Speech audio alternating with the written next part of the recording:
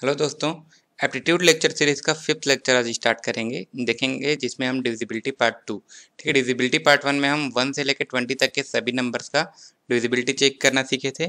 इसमें हम क्या है, एक जनरलाइज्ड डिविजिबिलिटी रूल देखेंगे। मतलब ऐसा रूल जिससे आप किसी भी नंबर का डिविजिबिलिटी चेक कर सकते हैं।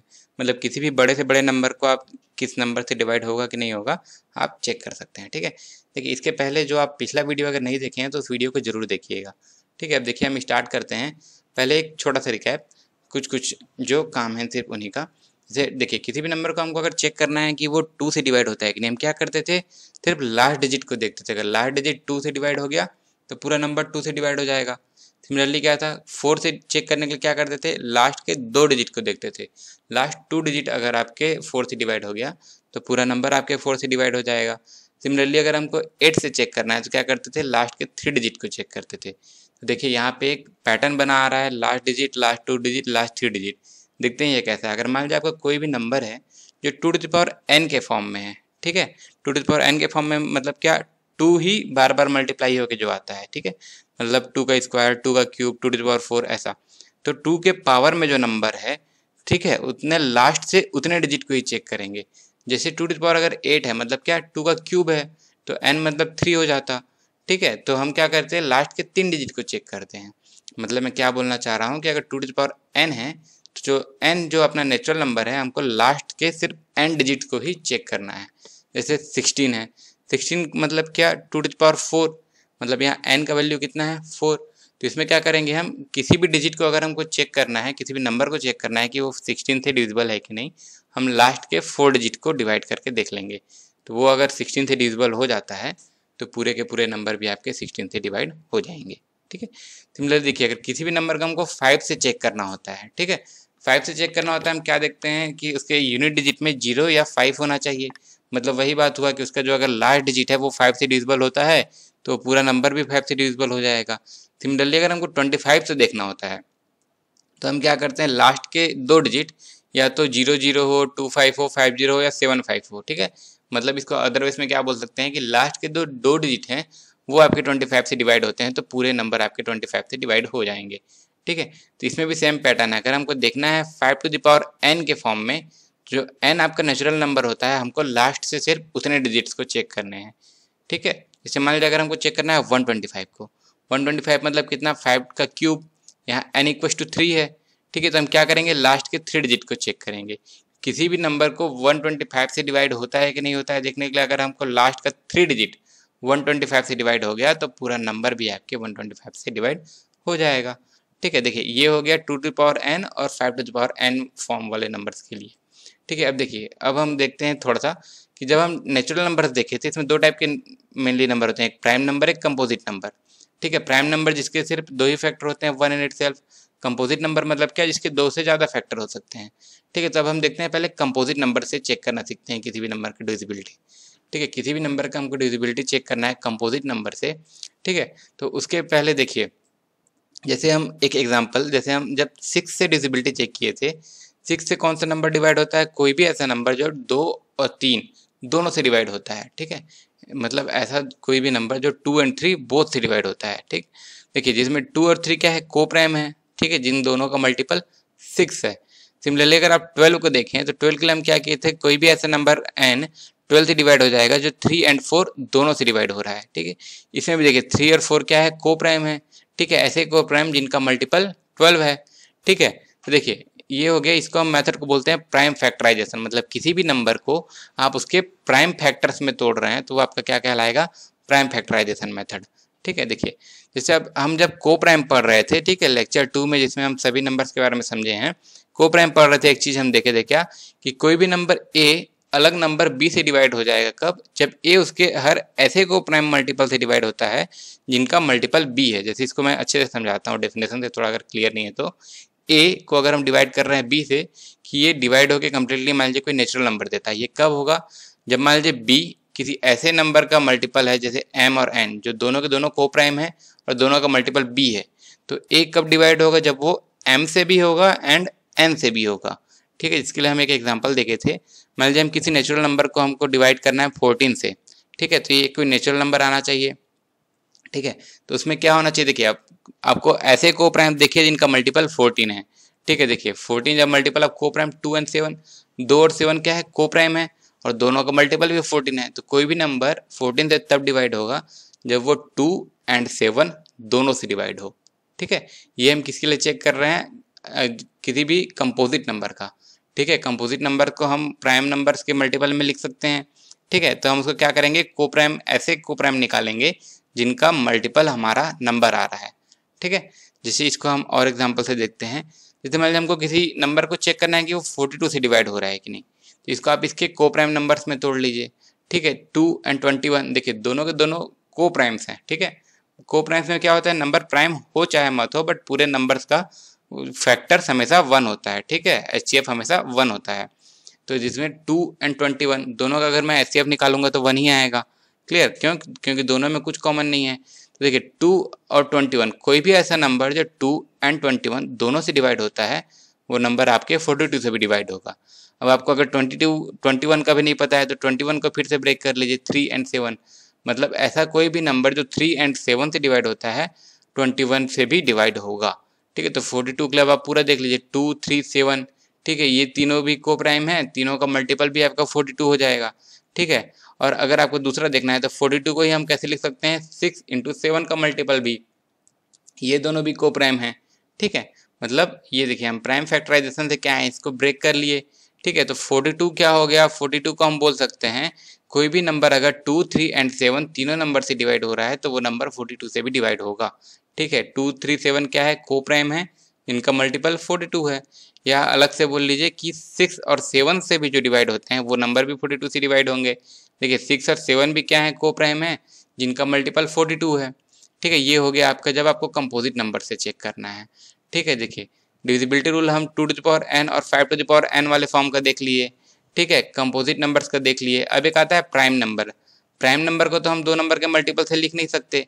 ठीक है, तो देखते हैं प्राइम नंबर के लिए कैसे करते हैं। उसके पहले देखते हैं हम एक एग्जाम्पल जो हम पहले लास्ट लेक्चर में देखे हैं। ठीक है, किसी भी नंबर को हमको देखना है कि वो 7 से डिवाइड हो रहा है कि नहीं हो रहा है, तो हम कैसे करते थे। ठीक है, हम क्या करते थे, यूनिट डिजिट में 2 का मल्टीप्लाई करते थे और जो रिमेनिंग नंबर रहते थे उससे सब्ट्रैक्ट कर देते थे।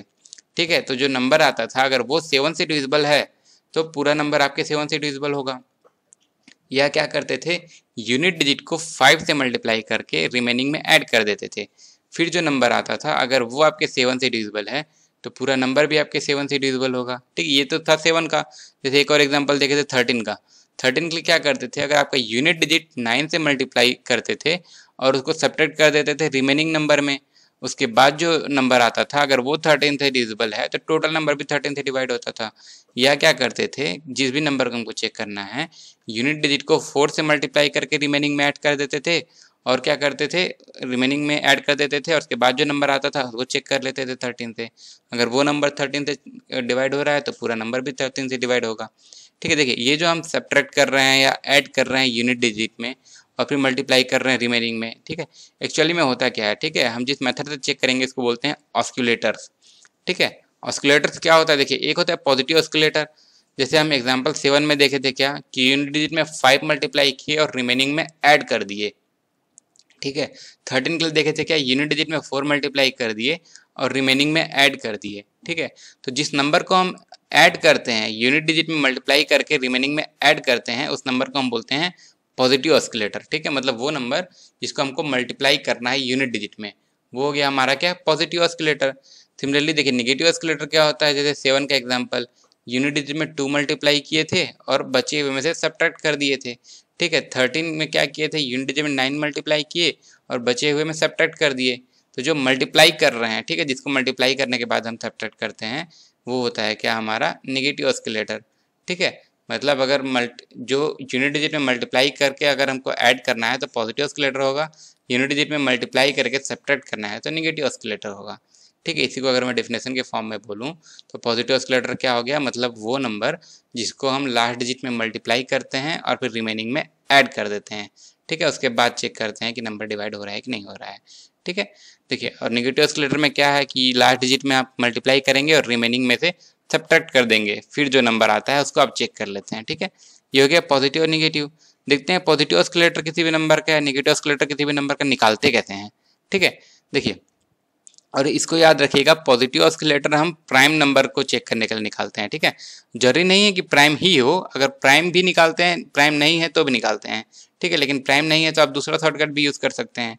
मतलब क्या है, oscillator can be used for numbers मे और मे नॉट बी प्राइम, ठीक है। आगे देखेंगे जो नंबर प्राइम नहीं है उसको भी निकालते हैं, लेकिन इसको याद रखिएगा, इसको सिर्फ ऑड नंबर्स के लिए निकालते हैं हम, ठीक है। देखते हैं कैसे। देखिए, पॉजिटिव ऑस्किलेटर जैसे हमको निकालना है, डेफिनेशन तो हम जान रहे हैं, यूनिट डिजिट में मल्टीप्लाई करेंगे, रिमेनिंग में ऐड कर देंगे, फिर जो नंबर आएगा उसको हमको चेक करना है, ठीक है। देखिए, कोई भी नंबर अगर आपका जिसकी यूनिट डिजिट 9 है, ठीक है, जिसका नंबर लास्ट का 9 है, उसका पॉजिटिव ऑस्किलेटर क्या होगा, जो बचे हुए नंबर हैं उससे एक ज्यादा, ठीक है, जो बचे हुए नंबर हैं उससे एक ज्यादा। जिस चीज को मैं एग्जांपल से बता रहा हूँ, देखते हैं नंबर और उसका पॉजिटिव ऑस्किलेटर देखते चलते हैं, ठीक है। जैसे मान लीजिए 09, देखिए इसका यूनिट डिजिट 9 है और रिमेनिंग डिजिट कितना है 0, तो मैं 0 में 1 ऐड करूंगा, क्या हो जाएगा 1, मतलब इसका पॉजिटिव ऑस्किलेटर कितना हो जाता है 1, ठीक है। 9 का हम चेक करने का जो देखे थे मेथड, सम ऑफ डिजिट्स, ठीक है, इसको ऐसा करके देख लीजिएगा, इससे भी हो जाएगा, ठीक है। सिमिलरली अगर आपको देखना है 19 में यूनिट डिजिट 9 है, रिमेनिंग डिजिट 1, रिमेनिंग में हम क्या करेंगे +1, तो जो आएगा वो हमारा क्या हो जाएगा पॉजिटिव ऑस्किलेटर, 1 + 1 = कितना 2, ठीक है। सिमिलरली 29 के लिए क्या हो गया 2 + 1, रिमेनिंग डिजिट हमारा 2, 2 में +1 = 3, ठीक है। इसका पॉजिटिव ऑस्किलेटर कितना हो गया 3। सिमिलरली अगर आप देखें 39 के लिए, तो ठीक है, यूनिट डिजिट 9, रिमेनिंग डिजिट 3, तो हम 3 में +1 करेंगे, पॉजिटिव ऑस्किलेटर मेरा कितना आ जाएगा 4, ठीक है। देखिए, अब 39 को आप या तो ऐसे चेक कर सकते हैं कि यूनिट डिजिट में 4 मल्टीप्लाई किए, रिमेनिंग में ऐड किए, फिर उसको 39 से डिवाइड करके देख लिए, या तो हम पिछला जो मेथड देखे थे उससे भी डिवाइड कर सकते हैं, ठीक है। नंबर तो प्राइम नहीं है, 39 को आप किस में तोड़ सकते हैं 3 और 13 में, मतलब ऐसा जो भी नंबर 3 और 13 से डिवाइड होगा वो नंबर 39 से भी डिवाइड हो जाएगा। देखिए 3 और 13 क्या है, को प्राइम भी है और दोनों का मल्टीप्लाई भी 39 होता है, ठीक है। इसलिए जो भी नंबर 3 और 13 दोनों से डिवाइड होगा वो नंबर आपके 39 से भी डिवाइड होगा, क्लियर। ये हो गया। देखिए, तो अभी हम पॉजिटिव ऑस्किलेटर देखे ऐसे नंबर के जिसके एंड में 9 होता है, बाकी के लिए कैसे होता है चेक करते हैं। देखिए, इसके पहले कुछ ध्यान दीजिए कि देखिए एक्सेप्ट 2 के अलावा बाकी जितने भी प्राइम नंबर्स रहते हैं उसके यूनिट डिजिट में हमेशा क्या होगा 1, 3, 5, 7 और 9, क्यों, क्योंकि बाकी सब तो ऑड होते हैं, सिर्फ एक ही इवन है ना 2, उसके अलावा जितने भी हैं सब इवन होते हैं, और इवन नंबर के एंड में क्या होता है 1, 3, 5, 7 और 9, ठीक है। तो अगर आप 2 को हटा दें तो बाकी सभी नंबर के एंड में क्या आएगा 1, 3, 5, 7, 9, और उसमें भी अगर आप देखें 5, तो सिर्फ एक ही प्राइम है जिसके यूनिट में 5 आएगा, जो कि है 5 इटसेल्फ, ठीक है। उसके अलावा जो भी अगर नंबर होंगे जिसके यूनिट डिजिट में 5 होगा तो वो तो 5 से मल्टीप्लाई हो जाएगा, मतलब 5 से डिवाइड हो जाएगा, ठीक है। तो अगर आप 2 और 5 को हटा दें तो देखिए बाकी जितने भी प्राइम नंबर बचते हैं उसके एंड में क्या होते हैं 1, 3, 7 और 9 ही होते हैं, ठीक है। अब देखिए पॉजिटिव ऑस्किलेटर हम 9 का निकालना तो सीख गए, बाकी का देखते हैं, ठीक है। ये पॉजिटिव ऑस्किलेटर का डेफिनेशन था, और 9 के लिए क्या था, अगर लास्ट डिजिट 9 है तो बचे हुए रिमेनिंग डिजिट में से एक ज़्यादा। अब देखिए बाकी, जैसे मान लीजिए कोई नंबर है जिसके एंड में 1 है, तो उसको 9 बनाने के लिए हम क्या करते हैं 9 से मल्टीप्लाई कर देते हैं, ठीक है। अगर आपको 1 को 9 बनाना है क्या करेंगे 9 से मल्टीप्लाई कर देंगे। देखते हैं कैसे। किसी भी नंबर को एंड में अगर 3 है तो उस नंबर को पूरा आप 3 से मल्टीप्लाई कर देंगे, और किसी भी नंबर के एंड में अगर 7 है तो उस नंबर को आप 7 से मल्टीप्लाई कर देंगे, ठीक है। देखते हैं इससे क्या होता है। देखिए, अगर किसी भी नंबर के एंड में 1 है उसको आप 9 से मल्टीप्लाई कर देंगे तो उसके एंड में 9 आ जाएगा। किसी भी नंबर के एंड में अगर 3 है उसको अगर आप 3 से मल्टीप्लाई कर देंगे एंड में 3 आ जाएगा। किसी भी नंबर के एंड में अगर 7 है उसको आप 7 से मल्टीप्लाई कर देंगे तो भी वो नंबर क्या हो जाएगा 9 हो जाएगा। तो इससे क्या हुआ, उसका यूनिट डिजिट हमेशा 9 हो गया, और जब यूनिट डिजिट 9 हो गया तो आप वही फिर ऊपर वाला रूल फिर से आप अप्लाई कर सकते हैं, मतलब क्या, यूनिट डिजिट 9 तो पॉजिटिव ऑस्किलेटर बचे हुए में से +1, ठीक है। इसको एग्जाम्पल से देखते हैं, नंबर और पॉजिटिव ऑस्किलेटर देखते चलते हैं। मान लीजिए पहला एग्जाम्पल है 31, इसका यूनिट डिजिट 1 है, इसको मेरे को 9 बनाना है, मैं क्या करूंगा इसमें 9 का मल्टीप्लाई कर दूंगा, मेरे पास कितना आ गया 279, ठीक है। अब देखिए ये नंबर एंड में 9 हो गया, तो बचे हुए कितने 27, उसमें मैं +1 कर दूंगा तो हो जाएगा 28, वो मेरा हो गया क्या पॉजिटिव ऑस्किलेटर। किसके लिए 13 के लिए तो है ही, साथ ही साथ 279 के लिए भी है, क्योंकि 279 में देखिए ऐसा नंबर है जिसकी यूनिट डिजिट में 9 है और 27 में मैं +1 कर दूंगा तो 28 हो जाएगा, ठीक है। मतलब इसका आप ऐसे भी लिख सकते हैं कि 31 और 279 दोनों का पॉजिटिव ऑस्किलेटर कितना है 28 ही है, ठीक है। जैसे इसका एक अगला एग्जाम्पल देखते हैं, ऐसा एग्जाम्पल जिसकी यूनिट डिजिट में 3 है 13, ठीक है। यूनिट डिजिट को अब 9 बनाने के लिए मैं क्या करूँ 3 से मल्टीप्लाई, 13 क्या हो गया, मैं 3 से मल्टीप्लाई किया 39 हो गया, ठीक है। तो 9 के अलावा क्या जो रिमेनिंग बचते हैं 3, उसमें मैं +1 करूँगा तो मेरा पॉजिटिव ऑस्किलेटर हो जाएगा 4। ठीक है, मतलब क्या है 13 और 39 दोनों के लिए मेरा पॉजिटिव ऑस्किलेटर क्या हो जाएगा 4। ठीक है। सिमिलरली देखिए ये था लास्ट डिजिट 1, ये हो गया लास्ट डिजिट 3, और एक देखते हैं लास्ट डिजिट 7 वाला एग्जाम्पल। ठीक है, देखिए जैसे मान लीजिए 17 है, 7 को 9 बनाने के लिए क्या करेंगे, लास्ट में 7 से मल्टीप्लाई करेंगे। 17 में 7 से मल्टीप्लाई करूंगा मैं, आ जाएगा 119।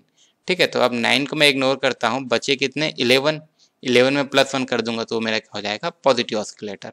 ठीक है, मतलब 17 और 119 दोनों के लिए पॉजिटिव ऑस्किलेटर मेरा कितना हो जाएगा 12। ठीक है, देखिए पॉजिटिव ऑस्किलेटर देखिए 31 का कितना 28 है, यूनिट डिजिट में 28 मल्टीप्लाई करेंगे बहुत ज़्यादा हो जाएगा। ठीक है, या फिर यूनिट डिजिट में 12 मल्टीप्लाई करेंगे वैसे ही बहुत ज़्यादा हो जाएगा। ठीक है, इसका देखिएगा निगेटिव ऑस्किलेटर छोटा होता है। ठीक है, देखते हैं इसको। पॉजिटिव ऑस्किलेटर के लिए क्या किए हम, यूनिट डिजिट 9 है। ठीक है, तो 9 के अलावा जो बचे हुए डिजिट थे उसको हम +1 कर देते हैं। ठीक है, अगर यूनिट डिजिट 9 नहीं है तो उसको हम 9 बना लेते हैं। 1 है तो 9 मल्टीप्लाई करके, 3 है तो 3 मल्टीप्लाई करके, और यूनिट डिजिट 7 है तो उसमें 7 मल्टीप्लाई करके। ठीक है, ये तो हो गया अपना पॉजिटिव ऑस्किलेटर। अब देखते हैं निगेटिव ऑस्किलेटर क्या होता है। ठीक है, निगेटिव ऑस्किलेटर देखें हम डेफिनेशन क्या, कि जिसको हम यूनिट डिजिट में मल्टीप्लाई करते हैं और बचे हुए में से सब्ट्रैक्ट करते हैं। ठीक है, उसके बाद हम चेक करते हैं कि गिवन नंबर हमारा डिवाइड हो रहा है कि नहीं। ठीक है, देखिए तो इसमें क्या होता है कि अगर आपका मान लीजिए लास्ट डिजिट 1 है, ठीक है, निगेटिव ऑस्किलेटर देख रहे हैं ना, अगर आपका लास्ट डिजिट 1 है तो जो बचे हुए नंबर होते हैं वही पूरे आपके निगेटिव ऑस्किलेटर हो जाते हैं। ठीक है, जैसे इसको एग्जांपल से समझते हैं। ठीक है, नंबर देखते हैं और उसके निगेटिव ऑस्किलेटर। जैसे 21 है, यूनिट डिजिट 1 है तो बचे हुए जो डिजिट हैं वो क्या हो गया आपका निगेटिव ऑस्किलेटर। ठीक है, तो इसमें बचे क्या 2, तो 2 क्या हो गया आपका निगेटिव ऑस्किलेटर। 31 के लिए देखिए 1 के अलावा क्या बच रहा है 3, तो 3 क्या हो गया आपका निगेटिव ऑस्किलेटर। 41 के लिए क्या हो जाएगा 4। ठीक है, अब देखिए अब इसमें जैसे कि आप, ये तो हो गया निगेटिव ऑस्किलेटर। अगर आपको इससे सॉल्व करना है इससे कर सकते हैं, या तो आप 21 को और कैसे तोड़ सकते हैं किसी भी नंबर को। 21 तो आपका प्राइम नहीं है तो नंबर में टूट जाएगा। 21 को आप लिख सकते हैं 3 इंटू 7। मतलब क्या, कोई भी नंबर अगर आपका 3 एंड 7 दोनों से डिवाइड होता है तो नंबर आपका 21 से भी डिवाइड होगा। ठीक है, ये हो गया निगेटिव ऑस्किलेटर निकालने का ऐसे नंबर्स के जिसके यूनिट डिजिट में 1 होते हैं। ठीक है, अब देखते हैं जिसकी यूनिट डिजिट में 1 ना हो उसमें क्या होंगे।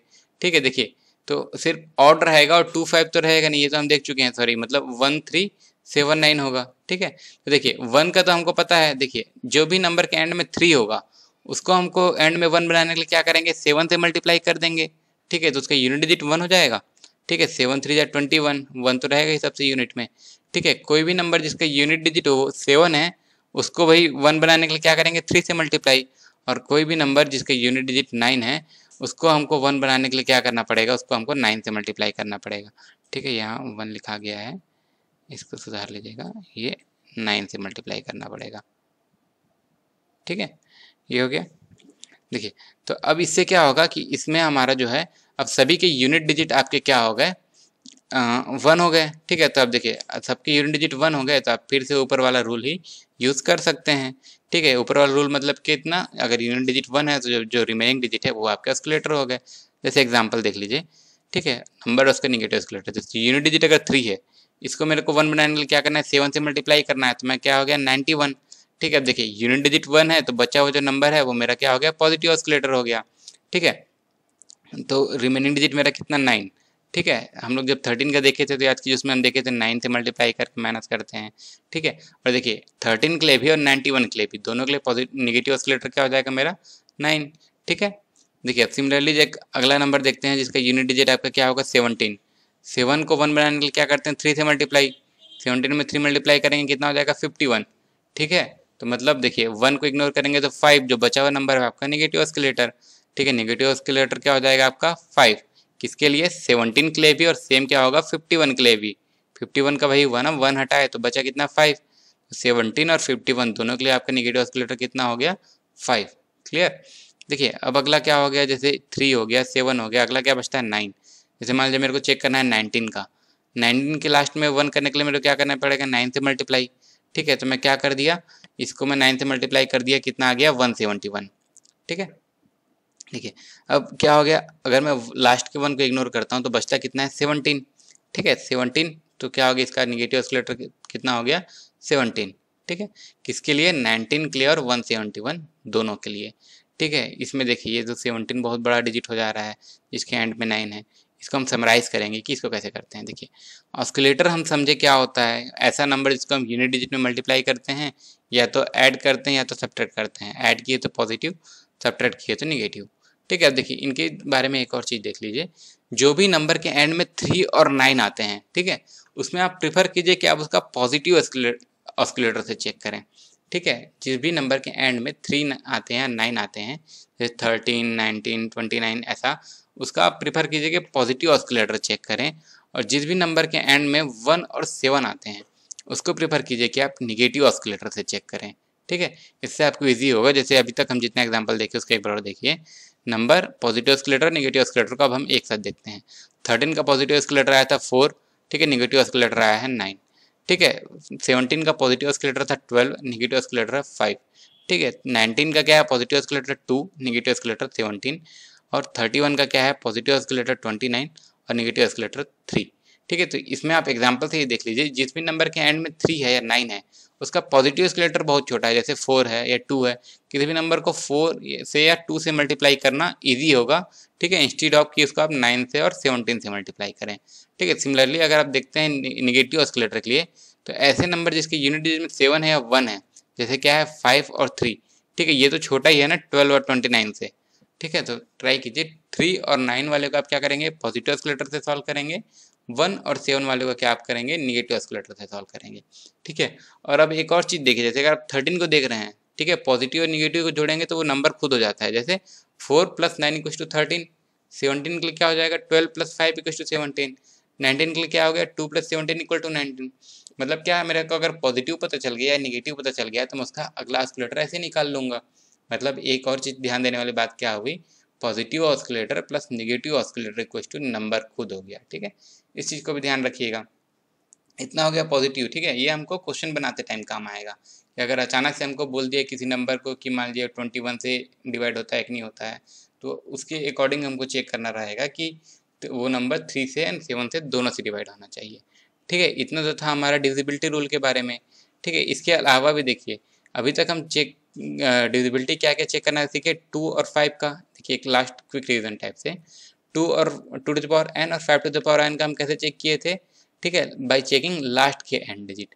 उसके बाद कंपोजिट नंबर को चेक करने के लिए हम क्या किए थे, प्राइम फैक्टराइजेशन किए थे। सिमिलरली प्राइम नंबर को हमको चेक करना है तो हम कैसे करेंगे, उसको हम ऑस्किलेटर से चेक करेंगे। ठीक है, उसके ऑस्किलेटर निकाल के चेक करेंगे।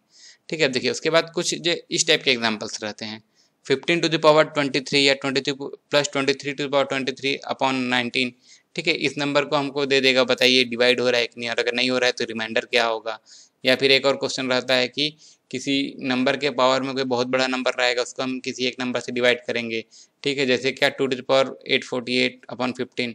अगर ये नंबर डिवाइड हो रहा है तो ठीक है, नहीं हो रहा है तो क्या रिमाइंडर होगा। ठीक है, अभी तक हम जितना पढ़े थे वो डिविजिबिलिटी था। अब अगर हमको इस टाइप का क्वेश्चन देखना है, उसके पहले हम एक चीज़ पढ़ेंगे, रिमाइंडर थ्योरम। ठीक है, इसको हम सॉल्व करेंगे जब हम रिमाइंडर थ्योरम पढ़ लेंगे।